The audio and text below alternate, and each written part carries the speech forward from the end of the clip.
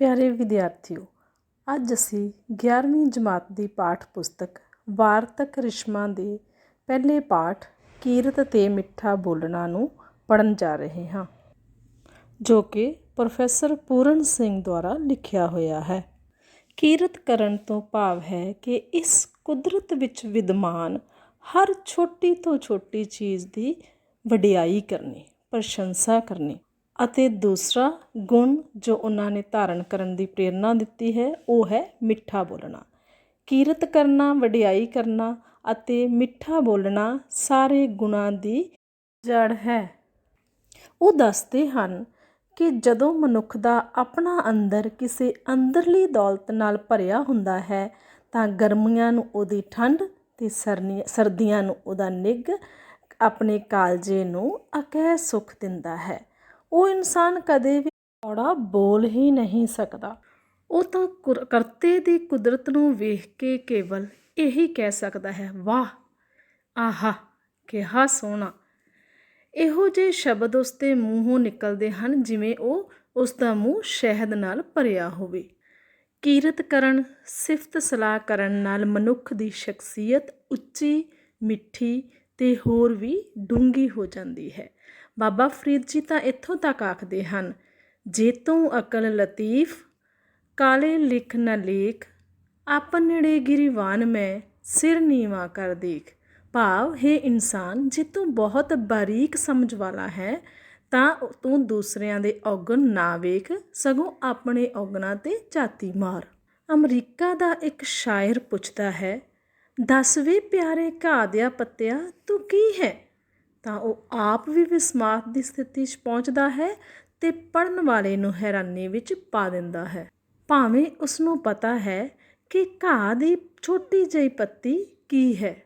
ਕੁਦਰਤ ਦੀ ਹਰ ਛੋਟੀ ਤੋਂ ਛੋਟੀ ਚੀਜ਼ ਦੀ ਮਹੱਤਤਾ ਹੈ।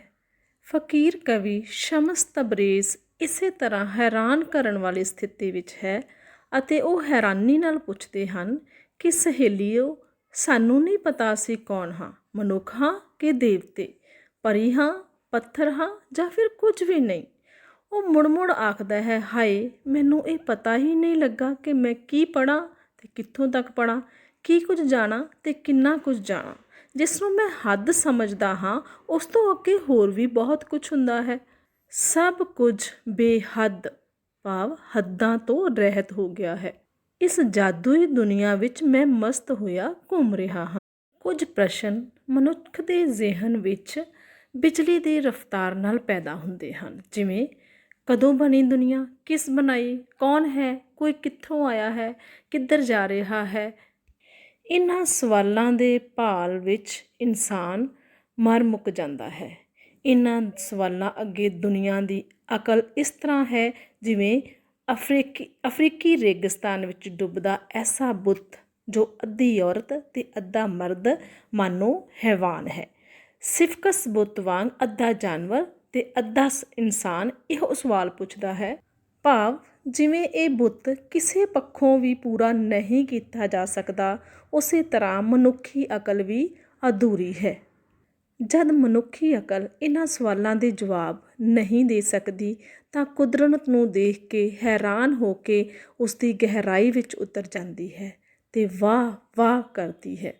ਅਤੇ ਅਜਿਹੀ ਅਵਸਥਾ ਵਿੱਚ ਜੇਕਰ ਰੱਬ ਦੀ ਸੁਗੰਧ ਮਾਤਰ ਵੀ ਮਿਲ ਜਾਵੇ ਤਾਂ ਜੋਸ਼ ਮਿਲਦਾ ਹੈ। ਵਡਿਆਈ ਅਤੇ ਸਿਫਤ ਸਲਾਹ ਅੰਦਰੋਂ ਹੀ ਪੈਦਾ ਹੁੰਦੀ ਹੈ ਅਤੇ ਮਨੁੱਖ ਆਖਦਾ ਹੈ ਕਿ ਸਭ ਕੁਝ ਚੰਗਾ ਹੈ, ਵਾਹ ਵਾਹ, ਬਹੁਤ ਵਧੀਆ। ਪੰਜਾਬੀ ਦਾ ਪ੍ਰਸਿੱਧ ਕਵੀ ਸ਼ਾਹ ਹੁਸੈਨ ਵੀ ਆਖਦਾ ਹੈ, ਹਿਆ ਨਾ ਠਾਹੀਂ ਕਹੀਂ ਦਾ, ਭਾਵ ਕਦੇ ਵੀ ਕਿਸੇ ਦਾ ਹਿਰਦਾ ਨਾ ਦੁਖਾਈ, ਕਿਉਂਕਿ ਹਰ ਇੱਕ ਦੇ ਹਿਰਦੇ ਵਿੱਚ ਪਰਮਾਤਮਾ ਦਾ ਵਾਸਾ ਹੈ। ਗੁਰੂ ਨਾਨਕ ਸਾਹਿਬ ਵੀ ਲਿਖਦੇ ਹਨ, ਨਾਨਕ ਫਿੱਕੈ ਬੋਲੀਐ ਤਨ ਮਨ ਫਿੱਕਾ ਹੋਏ, ਫਿੱਕੋ ਫਿੱਕਾ ਸੱਦੀਐ ਫਿੱਕੈ ਫਿੱਕੀ ਸੋਏ, ਫਿੱਕਾ ਦਰਗਹਿ ਸੱਟੀਐ ਮੋਹ ਥੁੱਕਾ ਫਿੱਕੇ ਪਾਏ, ਫਿੱਕਾ ਮੂਰਖ ਆਖੀਐ ਪਾਣਾ ਲਹੈ ਸਜਾਏ। ਭਾਵ ਕੌੜਾ ਬੋਲਣ ਵਾਲੇ ਨੂੰ ਲੋਕ ਅਤੇ ਪਰਲੋਕ ਦੋਹਾਂ ਵਿੱਚ ਖੁਆਰ ਹੋਣਾ ਪੈਂਦਾ ਹੈ। ਇਸ ਲਈ ਕਦੇ ਵੀ ਕੌੜਾ ਬੋਲ ਨਹੀਂ ਬੋਲਣਾ ਚਾਹੀਦਾ ਹੈ।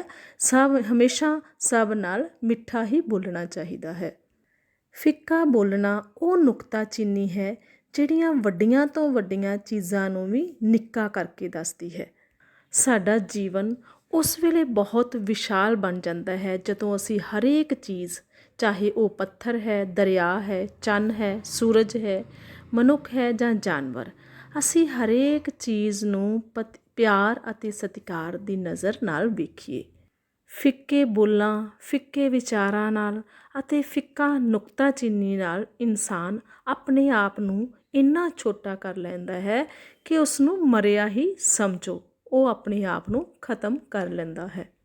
ਗੁਰੂ ਅਮਰਦਾਸ ਜੀ ਨੇ ਆਪਣੀ ਸਪੁੱਤਰੀ ਬੀਬੀ ਭਾਨੀ ਜੀ ਨੂੰ ਵਿਆਹ ਦੇ ਮੌਕੇ 'ਤੇ ਦਾਜ ਵਿੱਚ 3 ਪੱਬੇ ਦਿੱਤੇ। ਪੱਬਾ ਭਲਾ ਜੀ, ਪੱਬਾ ਭੁੱਲਾ ਜੀ ਅਤੇ ਪੱਬਾ ਭਾਣਾ ਜੀ। ਭਲਾ ਜੀ ਦਾ ਅਰਥ ਹੈ ਕਿ ਹਮੇਸ਼ਾ ਦੂਸਰਿਆਂ ਦਾ ਭਲਾ ਕਰਨ ਦਾ ਵਿਚਾਰ ਮਨ ਵਿੱਚ ਆਵੇ। ਭਲਾ ਤਾਂ ਹੀ ਹੋਵੇਗਾ ਜੇ ਦੂਜਿਆਂ ਨੂੰ ਵਡਿਆਈਯੋਗ ਸਮਝੋਗੇ ਅਤੇ ਹਮੇਸ਼ਾ ਆਪਣੇ ਆਪ ਨੂੰ ਭੁੱਲਣਹਾਰ ਮਹਿਸੂਸ ਕਰੋਗੇ, ਕਿਉਂਕਿ ਮਨੁੱਖ ਪੂਰਨ ਨਹੀਂ, ਪੂਰਨ ਕੇਵਲ ਪਰਮਾਤਮਾ ਹੈ। ਖੁਦ ਨੂੰ ਭੁੱਲਣਹਾਰ ਸਮਝੋਗੇ ਤਾਂ ਹੀ ਖੁਦ ਨੂੰ ਵੱਡਾ ਜਾਂ ਰੱਬ ਨਹੀਂ ਸਮਝੋਗੇ ਅਤੇ ਰੱਬ ਦੀ ਸਿਫਤ ਸਲਾਹ ਕਰੋਗੇ। ਤੀਜਾ ਭਾਣਾ ਜੀ, ਉਸ ਪਰਮਾਤਮਾ ਦਾ ਭਾਣਾ ਮੰਨਣਾ। ਜੇਕਰ ਉੱਪਰਲੇ ਪੱਬੇ ਦੋਨੋਂ ਤੁਹਾਡੇ ਜੀਵਨ ਵਿਵਹਾਰ ਵਿੱਚ ਆ ਜਾਂਦੇ ਹਨ ਤਾਂ ਤੀਜਾ ਪੱਬਾ ਭਾਣਾ ਜੀ ਆਪਣੇ ਆਪ ਹੀ ਤੁਹਾਡੀ ਜ਼ਿੰਦਗੀ ਵਿੱਚ ਆ ਜਾਵੇਗਾ। ਪ੍ਰੋਫੈਸਰ ਸਾਹਿਬ ਲਿਖਦੇ ਹਨ ਕਿ ਮੌਲਵੀਆਂ, ਪਾਦਰੀਆਂ ਅਤੇ ਪੰਡਤਾਂ ਨੇ ਆਪਣੇ ਆਪਣੇ ਧਰਮ ਅਸੂਲਾਂ ਦੀ ਪੰਡ ਕਿਤਾਬਾਂ ਜਾਂ ਗ੍ਰੰਥ ਦੇ ਰੂਪ ਵਿੱਚ ਆਪਣੇ ਸਿਰ 'ਤੇ ਚੁੱਕੀ ਹੋਈ ਹੈ। ਇਹਨਾਂ ਅਸੂਲਾਂ ਦੀ ਪੰਡ ਦੇ ਨਾਲ 2 ਪੱਤੀਆਂ ਦੇ ਵਿਚਕਾਰ ਨਵੀਆਂ ਕਲੀਆਂ ਨਹੀਂ ਫੁੱਟ ਸਕਦੀਆਂ, ਅਰਥਾਤ ਜੀਵਨ ਦੀ ਖੂਬਸੂਰਤੀ ਇਹਨਾਂ ਵਿੱਚੋਂ ਨਹੀਂ ਮਿਲੇਗੀ। ਇਹ ਕਲੀਆਂ ਤਾਂ ਅਥਾਹ ਧਰਤੀ ਵਿੱਚੋਂ ਸਮਾਂ ਪਾ ਕੇ ਹੀ ਫੁੱਟਣਗੀਆਂ। ਗੁਰੂ ਅਰਜਨ ਦੇਵ ਜੀ ਲਿਖਦੇ ਹਨ, ਮਿੱਠ ਬੋਲੜਾ ਜੀ ਹਰ ਸੱਜਣ ਸੁਆਮੀ ਮੂਰਾ, ਹਉ ਸੰਮਲ ਥੱਕੀ ਜੀ ਉਹ ਕਦੇ ਨਾ ਬੋਲੇ ਕੌਰਾ।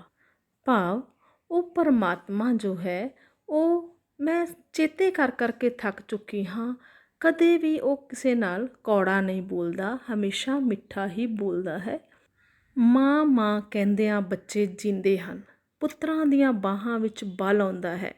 ਬੜੇ ਬੜੇ ਸੂਰਬੀਰ ਯੋਧੇ ਮਾਂ ਦੇ ਪਿਆਰ ਵਿੱਚ ਬਹੁਤ ਬਹਾਦਰੀ ਵਾਲੇ ਕੰਮ ਕਰ ਜਾਂਦੇ ਹਨ। ਲੇਖਕ ਨੇ ਮਾਂ ਦੀ ਤੁਲਨਾ ਇੱਕ ਮੁਲਕ ਨਾਲ ਕੀਤੀ ਹੈ। ਮਾਂ ਕੀ ਹੈ? ਮਾਂ ਕੇਵਲ ਹੱਡ ਮਾਸ ਦਾ ਪੁੱਤਰਾ ਨਹੀਂ, ਸਗੋਂ ਮਾਂ ਦਾ ਨਾਂ ਸੁਣਦਿਆਂ ਹੀ ਪੁੱਤਰਾਂ ਦੀਆਂ ਬਾਹਾਂ ਵਿੱਚ ਤਾਕਤ ਆ ਜਾਂਦੀ ਹੈ। ਇਸੇ ਪ੍ਰਕਾਰ ਲੇਖਕ ਆਖਦਾ ਹੈ ਕਿ ਗੁਰੂ ਕੀ ਹੈ, ਰੱਬ ਕੀ ਹੈ, ਕੀ ਹਨ, ਮਹਾਂਪੁਰਖ ਕੀ ਹਨ। ਜੇਕਰ ਇਹਨਾਂ ਦੇ ਪ੍ਰਸ਼ਨਾਂ ਦੇ ਉੱਤਰ ਅਸੀਂ ਅਜੋਕੀ ਨੁਕਤਾਚੀਨੀ ਦੀ ਪੁਣ ਛਾਣ 'ਚੋਂ ਲੱਭਾਂਗੇ ਤੇ ਫਿਰ ਸਿਰਫ ਤੇ ਸਿਰਫ ਸਾਡੇ ਸਾਹਮਣੇ ਝੂਠ ਹੀ ਆਵੇਗਾ। ਮਨੁੱਖੀ ਅਕਲ ਇਹਨਾਂ ਅਜੋਕੇ ਲੋਕਾਂ ਲਈ ਇਸੇ ਝੂਠ ਨੂੰ ਸੱਚ ਕਰਕੇ ਸਟੇਜ 'ਤੇ ਲਿਆ ਰਹੀ ਹੈ। ਇਸ ਤਰ੍ਹਾਂ ਇਹ ਸਭ ਬਰਬਾਦੀ ਦੀਆਂ ਨਿਸ਼ਾਨੀਆਂ ਹਨ। ਸਿਫਤ ਸਲਾਹ ਕਰਨਾ ਕਿਸੇ ਦਾ ਜੀਵਨ ਬਣਾਉਣਾ ਹੈ, ਉਸ ਨੂੰ ਮੁੜ ਤੋਂ ਜ਼ਿੰਦਾ ਕਰਨਾ ਹੈ। ਹਰ ਇੱਕ ਨੂੰ ਆਪਣੀ ਤਾਰੀਫ ਬਹੁਤ ਚੰਗੀ ਲੱਗਦੀ ਹੈ, ਬੇਸ਼ੱਕ ਝੂਠੀ ਹੀ ਕਿਉਂ ਨਾ ਹੋਵੇ। ਪਰ ਉਪਕਾਰ, ਭਜਨ, ਭਗਤੀ, ਇਲਮ, ਹੁਨਰ ਦੇ ਹਰ ਕੋਈ ਹੰਭਲੇ ਮਾਰਦਾ ਹੈ, ਪਰ ਉਹ ਇਨਸਾਨ ਛਿਪ ਕੇ ਇਹ ਵੀ ਧਿਆਨ ਨਾਲ ਸੁਣਦਾ ਹੈ ਕਿ ਕੌਣ ਕੌਣ ਇਸ ਕਿਰਤ ਦੀ ਕੋਈ ਸਿਫਤ ਕਰਦਾ ਹੈ। ਕਿਉਂ? ਇਸ ਵਾਸਤੇ ਕਿ ਜੀਵਨ ਸਿਫਤ ਸਲਾਹ ਨੂੰ ਪਾ ਕੇ ਪ੍ਰਦੀਪਤ ਹੁੰਦਾ ਹੈ। ਅਖੀਰ ਵਿੱਚ ਲੇਖਕ ਦੱਸਦਾ ਹੈ ਕਿ ਉਸਾਰੂ ਨੁਕਤਾਚੀਨੀ ਔਗਣ ਦੱਸਦੇ ਹੋਏ ਗੁਣਾਂ ਵੱਲ ਨੂੰ ਸਫ਼ਰ ਤੈਅ ਕਰਦੀ ਹੈ, ਪਰ ਇਸ ਨੁਕਤਾਚੀਨੀ ਦਾ ਅੰਦਰਲਾ ਭਾਵ ਹਮਦਰਦੀ ਅਤੇ ਪਿਆਰ ਵਾਲਾ ਹੋਣਾ ਚਾਹੀਦਾ ਹੈ, ਸਾੜੂ ਜਾਂ ਮਾਰੂ ਨਹੀਂ। ਫਿੱਕਾ ਬੋਲਣਾ ਸਦਾ ਇੱਕ ਪਾਪ ਹੈ ਜਿਹੜਾ ਅਸੀਂ ਦਿਨ ਵਿੱਚ ਕਈ ਵਾਰ ਕਰਦੇ ਹਾਂ ਅਤੇ ਸਾਨੂੰ ਕਦੇ ਖਿਆਲ ਹੀ ਨਹੀਂ ਆਇਆ ਕਿ ਅਸੀਂ ਜਗਤ ਵਿੱਚ ਜਿਹੜਾ ਜੀਵਨ ਕੁਦਰਤ ਨੇ ਸਾਨੂੰ ਦਿੱਤਾ ਹੈ ਉਸ ਨੂੰ ਅਸੀਂ ਬੜੀ ਬੁਰੀ ਤਰ੍ਹਾਂ ਤਹਿਸ ਨਹਿਸ ਕਰ ਰਹੇ ਹਾਂ।